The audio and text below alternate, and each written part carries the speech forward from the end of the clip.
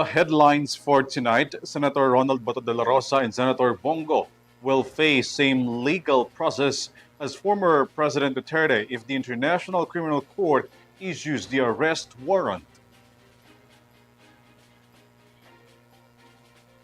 The Supreme Court may interfere over alleged House rules violation on President Marcos's dismissed impeachment complaint, according to Caloocan 2nd District Representative Edgar Erice.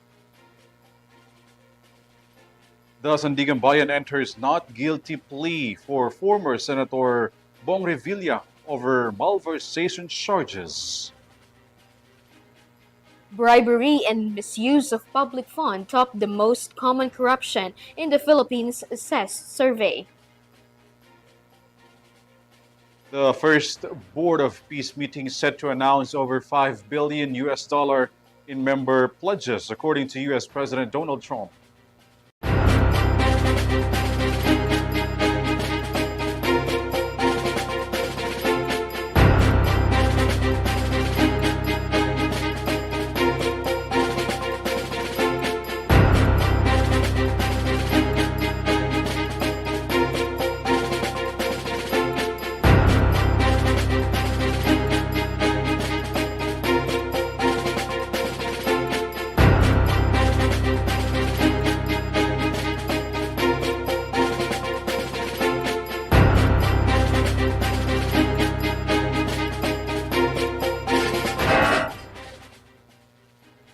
Good evening, bringing you the latest news for tonight. I am ALVIN PELOBELLO. And I am KRIZZA Lopez. This is Eurotv News Thread. The details on our broadcast. Malacanang says several allies of former President Rodrigo Roa Duterte could face the same legal process if the International Criminal Court issues arrest warrants related to the drug war probe. This follows the release of a public document detailing alleged crimes against humanity tied to the campaign. Mia Layagin has more. With a week left before the scheduled confirmation hearing on the crimes against humanity charges filed against former President Rodrigo Duterte before the International Criminal Court, the Office of the Prosecutor releases a public redacted version of a document detailing the charges. Based on the said document, Duterte and his alleged co-perpetrators on the war on drugs campaign have committed a common plan to eliminate alleged criminals through violent crimes such as murder. The Office of the Prosecutor tagged some individuals and personalities who were alleged co-perpetrators of Duterte in the implementation of the bloody war on drugs campaign, including both Davao and national scope under his 2016 leadership. Among these individuals are former PNP Chief Ronald Bato de la Rosa, longtime aide and former Special Assistant to the President Senator Christopher Lawrence Bongo, former Justice Secretary Vitaliano Aguirre II, former PNP Chief Camilo Cascolan and Oscar Albayalde, former NBI Chief Dante Guieran, former PIDEA Chief Isidro La Peña, and ex-Davao City Police Chief Vicente Danao. Go has since denied the allegations. In line with this, the Malacanang Palace said that the Philippine government will adhere with the legal processes if ICC makes a move against the said individuals.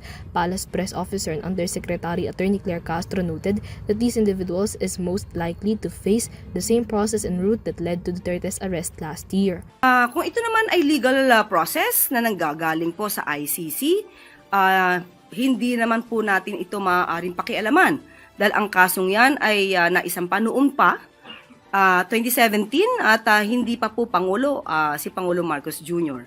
So kung dadaan sa proseso, yan naman po ang nais ng pamahalang ito. Ang ginagawa ng pamahalang ito ay dumadaan lahat sa proseso. Nagawa na po before at ang sinunod po ay ang batas na umiiral sa ating bansa at nakipag-coordinate po ang ating pamahalaan sa Interpol, kaya po naipadala ang dating Pangulong Duterte sa The Hague. The palace clarified, however, that the Philippines is not under ICC's jurisdiction anymore, but noted that alleged crimes happened when the country was still a member of the Rome Statute. Castro added that these developments should not ignite any violence as long as it has legal basis and in pursuit of justice. Hindi po dapat i-encourage ni Numan na magkagulo kung nagsisilbi lamang po ng valid warrant of arrest. Muli, ang kaso na isinampa, kung meron naman pong batayan, ay dapat lamang po madinggin. Para malaman natin, pareho naman po ito magiging hustisya sa dalawang panig. Hustisya sa mga di umanong naging biktima ng EJK, ng extrajudicial killings, At ito ay magsisilbing hustisya para doon sa naaakusahan kung mapapakita niyang wala naman siyang kinalaman at wala siyang kasalanan, maaaring magkaroon ng acquittal sa nasabing kaso. While there is no warrant yet, she said that there is still no need to monitor these individuals, suggesting them to not try to go into hiding either.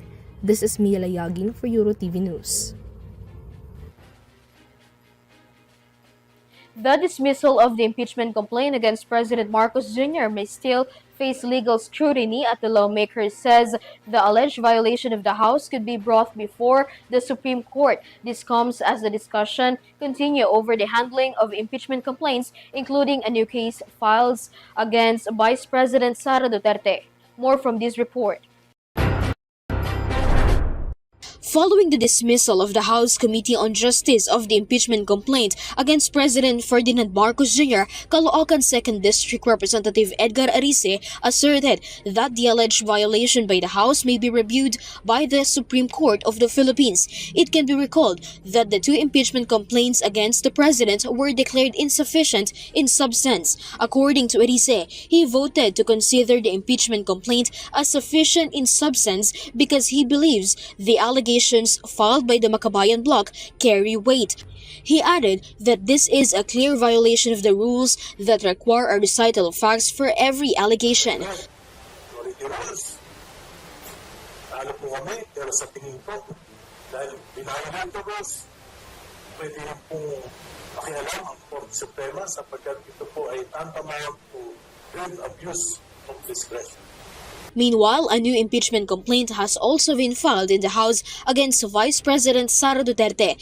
Batangas Representative Jerbil Luistro earlier said that the House Committee on Justice will follow the process used in the complaint against Marcos in handling Duterte's impeachment complaint. Arice said that based on his review, the complaint against the Vice President appears to be sufficient in form and substance. Sufficient in form, sufficient in substance. Ngayon, hindi ibig sabihin, may kasalanan na. Yan po ay makikita lang natin sa presentation of evidence. Pero sa Pangulong Marcos, hindi na hinayaan makapag-present na evidence. Sana po, kung may epistemals, pwede na i-present doon. Despite this, Arice maintained that there is no need to amend the committee rules, but he urged lawmakers to strictly follow them in line with their duties in the House. This is KRIZZA Lopez for Eurotv News. After former Senator Bong Revilla refuses to enter his plea for malversation case, the Sandigan Bayan has decided to enter the not guilty plea for him. Following this, his pre-trial period is scheduled at March 6. Mia Layagin tells us more. The Sandigan Bayan 3rd Division on Monday entered a not guilty plea in behalf of former Senator Bong Revilla Jr. after he did not file a plea for his malversation of funds case. During his arraignment on Monday, Revilla was present before the anti-graft court in relation to the alleged 92.8 million pesos ghost flood control project in Pandi, Bulacan. Revilla's camp noted this move is to ensure that legal remedies will remain open and available as they challenge the legality of the filing of the charges.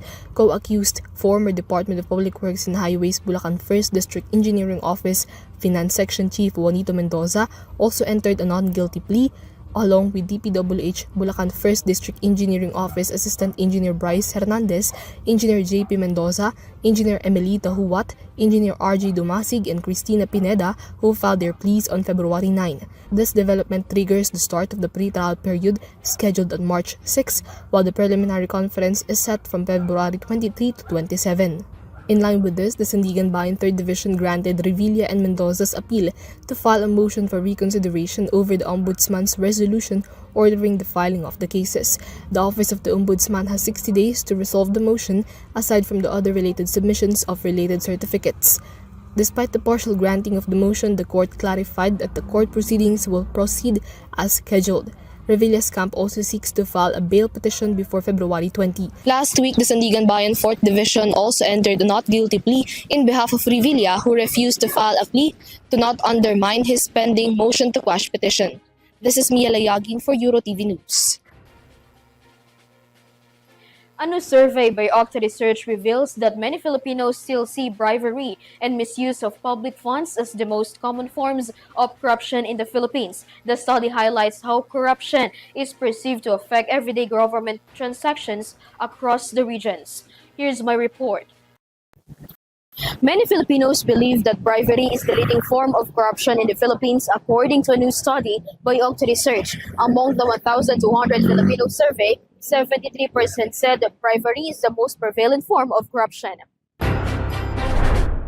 This is followed by irregularities in the use of public funds at 66%. Third is boat buying or boat selling at 62%. The survey also showed slow justice processes in the country at 54%. Irregularities in government procurement and nepotism among politicians at 14%. According to Octa, the findings indicate that corruption is not only observed within specific communities or sectors, but is experienced in the day-to-day operations of government.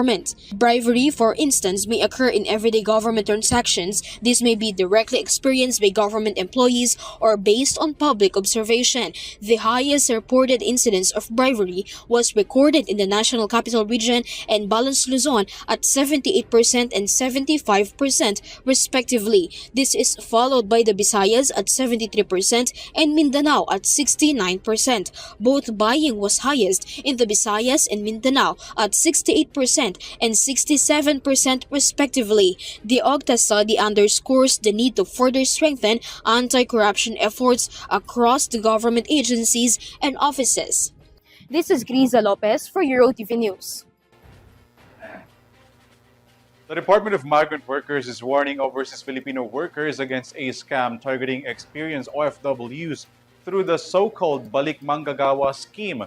Authorities say illegal recruiters are exploiting workers by offering shortcuts in using all deployment documents. More from this report.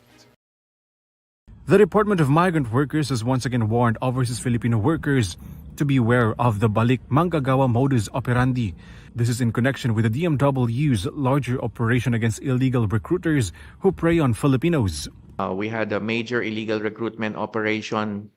Those behind the modus are targeting OFWs who already have experience working abroad. Among the modus offers is to reuse the old overseas employment certificate. Na isang nambibiktima ng tinatawag nating returning workers o yung balik manggagawa.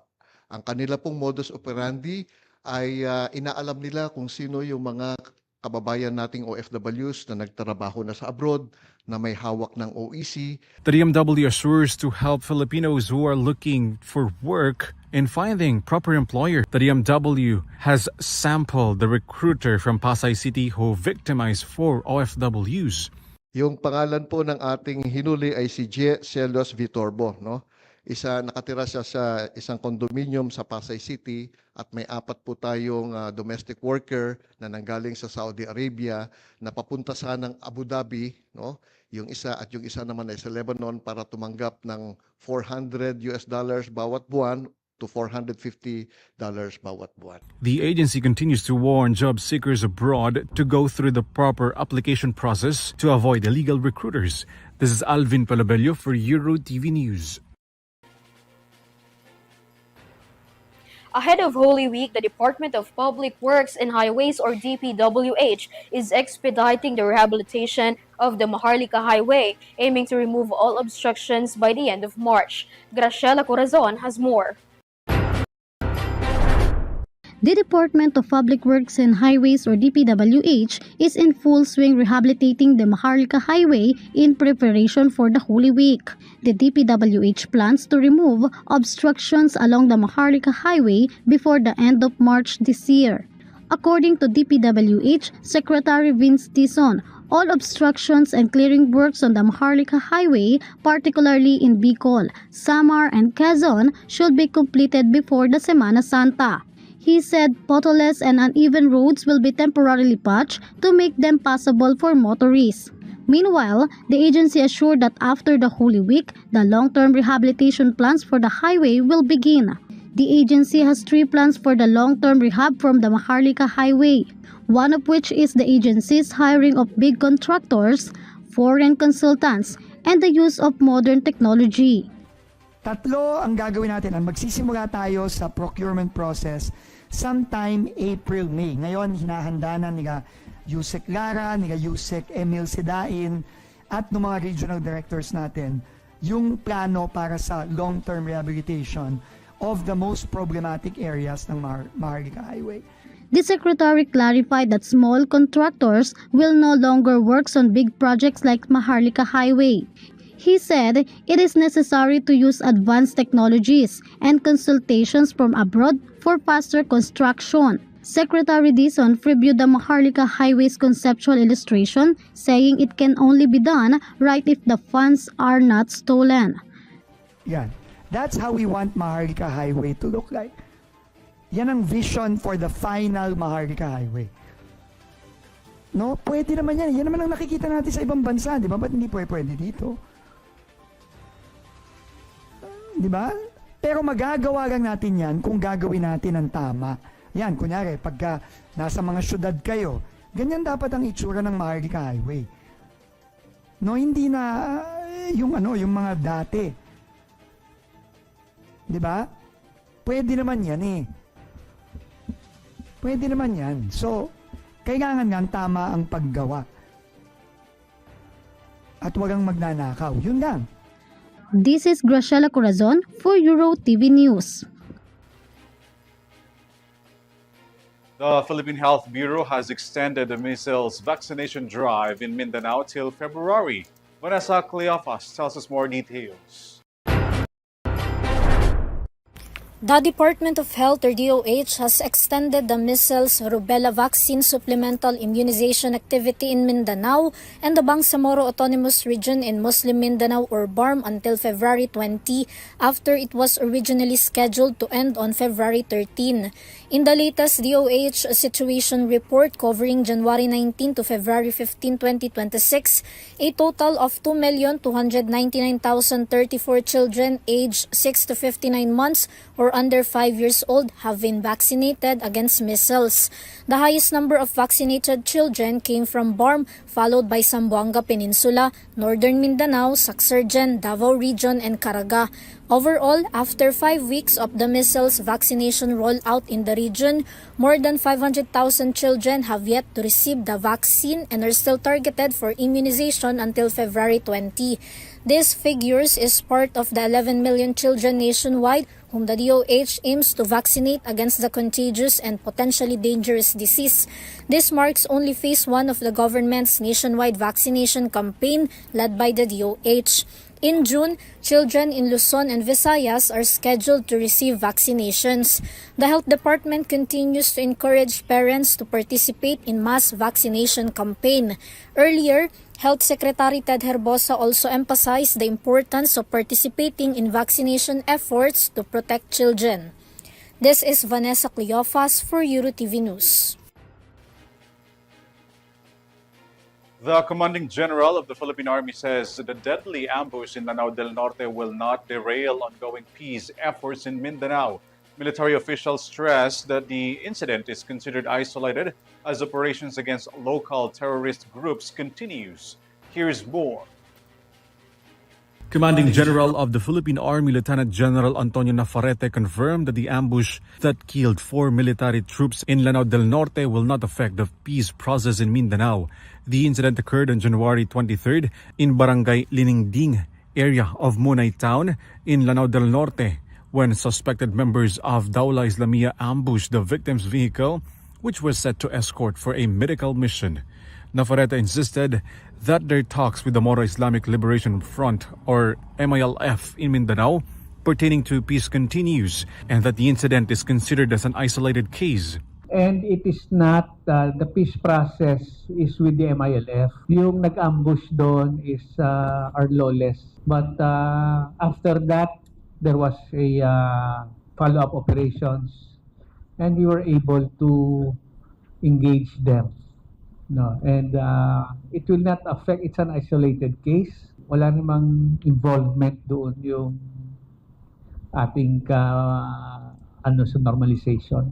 However, the investigation and pursuit operation against the suspects involved in the ambush is ongoing. Among the achievements of the Philippine Army in commemorating their 129th anniversary were the accomplishments of internal security operations. As of 2025, the Philippine Army has no active guerrilla front nationwide, resulted to preparing for the transition to the external defense. However, the Army continues to suppress local terrorists and intensifies military operations in the country. This is ALVIN PELOBELLO for Eurotv News. The Bureau of Fisheries and Aquatic Resources has lifted a fishing ban in the waters of Zamboanga Peninsula and the Visayan Sea, ending the 3-month-long restriction. Vanessa Cleofas has more.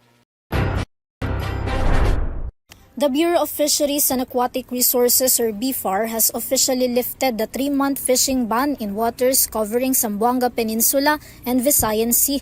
Starting today, fishing can resume in the waters of East Sulu, Basilan Strait, and Sibugay Bay in the Zamboanga Peninsula. At the same time, commercial fishers are now allowed to continue their operations in the Visayan Sea. The temporary ban on catching sardines, herrings, and mackerels in these areas was implemented as part of the breeding season to allow fish population in the Visayan Sea and Zamboanga waters to replenish over a 3-month period. The closed season enforced by BFAR under the Department of Agriculture, or DA, also aims to support the long-term livelihood of fishermen and ensure they do not run out of fish supply. Meanwhile, the public is still advised to exercise caution when consuming alamang or small shrimp and other types of shellfish in Dumangquillas Bay in Zamboanga del Sur, Tantanang Bay in Zamboanga Sibugay Province, Matarinaw Bay in Eastern Samar, and the coastal waters of Bolinao and Anda in Pangasinan. These areas tested positive for paralytic shellfish poison, or PSP, or toxic red tide, making the shellfish unsafe for human consumption. However, fish, squids, shrimp, and crabs are safe to eat provided they are fresh, thoroughly washed, properly cleaned of internal organs, and well cooked before consumption. This is Vanessa Cleofas for Eurotv News. Meanwhile, authorities raided 3 illegal cigarette factories in Pampanga. As a result, the Department of the Interior and Local Government, or DILG, is looking into a possible link between these factories and a single syndicate. Shai Morales reports. 3 more suspected illegal cigarette factories were discovered in Pampanga. Authorities are now investigating whether a single syndicate is operating these facilities after noticing that the 3 factories simultaneously ceased operations on January 29. The 4 facilities reportedly began operating on January 1, but based on the security logbook, the personnel were last seen on January 29. Coinciding with the dismantling of the first discovered plant in Mexico, Pampanga. This was revealed by DILG Secretary John Vic Remulla during a press conference on Monday after inspecting the abandoned facilities in San Fernando, San Simon, and Mexico. 4 na factory ang sabay-sabay tumigil ng January 29. Noong una magpigil yon ay tumigil na lahat. So tingin namin merong sindikato na nagpapatakbo ng lahat na to. Inuulit ko, hindi pa kami sigurado kung sino sila, tinutukoy pa namin. Pero kung nakikita nyo, masyadong coincidence naman na sabay-sabay siyang tumitigil. Authorities were met with abandoned facilities that Remulla described as a ghost town after workers allegedly fled following the arrest of 6 Chinese operators in the initial raid in January. Pagdating namin, again, too much of a coincidence. Nung nahuli namin yung 6 na Chinese doon, yung mga tao dito, nag-alis sa lahat ng mga factories, sabi namin parang overnight, susubukan nila i-retrieve na yung mga gamit nila. So empty to, ghost to pagpasok namin. An estimated 400 million pesos worth of machinery and fake tax stamps were seized in the operation. Each factory reportedly earned up to 160 million pesos per day, but according to the DILG, 100% of the materials used in the production were illegal. 2 lawmakers from Central Luzon are also under investigation as persons of interest and possible protectors of these illegal activities. Well, under investigation sila. So, hindi namin papakalanganan. Pero, sila ay persons of interest dito. Once the suspects behind the operation are identified, they will face multiple charges, including violations of Republic Act 8424 or the Tax Reform Act, Republic Act 12022, otherwise known as the Anti-Agricultural Sabotage Act, Republic Act 10863 or the Customs Modernization and Tariff Act, and Republic Act 7394 or the Consumer Act. Rimulya also warned other remaining illegal cigarette factories in the country to cease operations before they are caught by law enforcement. This is Shai Morales reporting for Eurotv News. The Philippine Coast Guard successfully rescued 4 fishermen after they encountered engine failure and were reported missing for several days. However, one of them had already passed away. Henry Nicolas has more. The Philippine Coast Guard confirms the rescue of 4 fishermen reportedly missing on February 9 in the vicinity waters of Occidental Mindoro. On February 14, the PCG received a radio communication from FBCA Carmen 4 regarding the sighting of a distressed fishing vessels FBMJ2 at around 102 nautical miles off Cabra Island, Lubang, Occidental Mindoro. FBMJ2 encountered engine failure and had been drifting at sea for several days. 3 fishermen were found alive and were safely transferred on board FBCA Carmen 4, while 1 fisherman was confirmed deceased. Moreover, one of the 3 surviving fishermen is in a weakened physical condition and requires to be brought to ICU for medical attention. On February 15, the rescued fishermen arrived at the port area Manila and able to return to their respective families. Meanwhile, the PCG rescued a 33-year-old male passenger who went overboard from a Roro passenger vessel in the vicinity waters of Batangas Bay late Friday evening on February 13, 2026. The vessel departed Batangas Port at 9:54 p.m. bound for Caticlan, Aklan, carrying 519 passengers. Approximately 16 minutes into the voyage, a female passenger alerted PCGC marshals that her cousin, a resident of Barbaza, Antigua, jumped from the vessel's 5th deck, a fall of approximately 9.4 meters. Upon receiving the report, the PCGC marshals and the vessel's crew initiated an immediate search and rescue operations and notified the Sea Marshal Unit of the Southern Tagalog. The Coast Guard Station Batangas deployed a rigid hull inflatable boat. Despite the challenges posed by nighttime conditions and limited visibility, the SIR team located and retrieved the man overboard at around 11 p.m. An official investigation is currently ongoing to determine the exact cause of the incident. To ensure all safety protocols on board, the vessel was strictly followed during the transit. This is Henry Nicolas for Eurotv News. A multinational initiative aimed at rebuilding Gaza is set to receive billions in funding, according to U.S. President Donald Trump. The Board of Peace is expected to announce more than $5 billion in pledges as it convenes its first official meeting in Washington. Son Santiago has more. The Multinational Board of Peace is expected to formally announce more than $5 billion commitment in pledges from member states for Gaza's reconstruction and humanitarian assistance. In a post on Truth Social, Donald Trump said the commitment will be unveiled during the group's first official meeting on Thursday, February 19 U.S. time. Trump added that participating nations have also pledged thousands of personnel to support the International Stabilization Force in Gaza. The meeting will be held at the Donald J. Trump Institute of Peace in Washington. The Board of Peace was formally endorsed last year through a United Nations Security Council resolution as part of a broader U.S. peace framework following the 2-year war between Israel and Hamas. Its charter was signed this January with more than 20 world leaders joining the initiative, including regional Middle East powers such as Turkey, Egypt, Saudi Arabia, Qatar, and Israel. Indonesia, also a member of the board, is preparing to deploy up to 8,000 troops in support of the stabilization mission. The initiative remains open to other countries invited by the United States. Meanwhile, on the same post, Trump reiterated his call for Hamas to disarm. The militant group, meanwhile, made it clear that they will not disarm. This is Son Santiago for Eurotv News. Super rookie Sam Cantada lived up to the hype in her much-anticipated debut, powering the defending champion NU Lady Bulldogs to a 4-set victory over the UST Golden Tigresses. Kyle Basa has the sports news. Defending champion National University Bulldogs showed why they are the champions. They beat University of Santo Tomas Golden Tigresses in their first game of UAAP Season 88 Women's Volleyball Tournament at the Mall of Asia Arena. The Bulldogs controlled the first and the second set. They attempted to finish the game early, but the Tigresses claimed the third set. The two teams had an intense matchup in the fourth. UST had the chance to force the game into the deciding set. They had the lead and momentum at that time.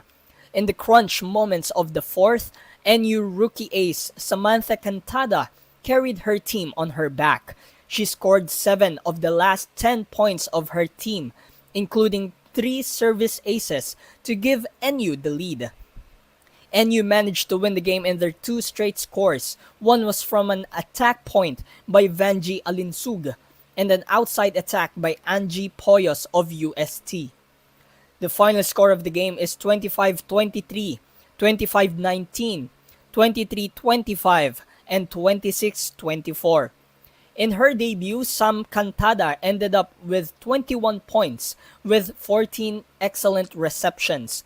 Vanji Alinsug, on the other hand, had 18. NU Bulldogs is now 1-0. Meanwhile, UST Golden Tigresses is 0-1 in the tournament. This is Kyle Basa reporting for Eurotv News.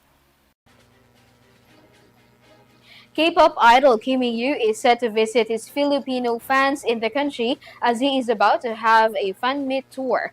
Sam Martos tells us more. South Korean rapper and singer Kim In-yu will return to the country for his exclusive solo fan meet. Sneakers Philippines announced this on their Facebook account and how fans can join to get free tickets for the hashtag Sneakers with the Mingyu fan meet tour. It can be recalled that Mingyu last visited the Philippines last year with his group members in 2017. Meanwhile, Mingyu is currently serving as the brand ambassador of Sneakers Chocolate. There is also a chance to win tickets for 2 as 600 lucky raffle winners will be selected using a randomizer tool. The hashtag Sneakers with Mingyu Fan Meet Tour will take place on April 11 at 6 p.m. at the Araneta Coliseum in Quezon City. This is Sam Martos for Eurotv Showbiz News.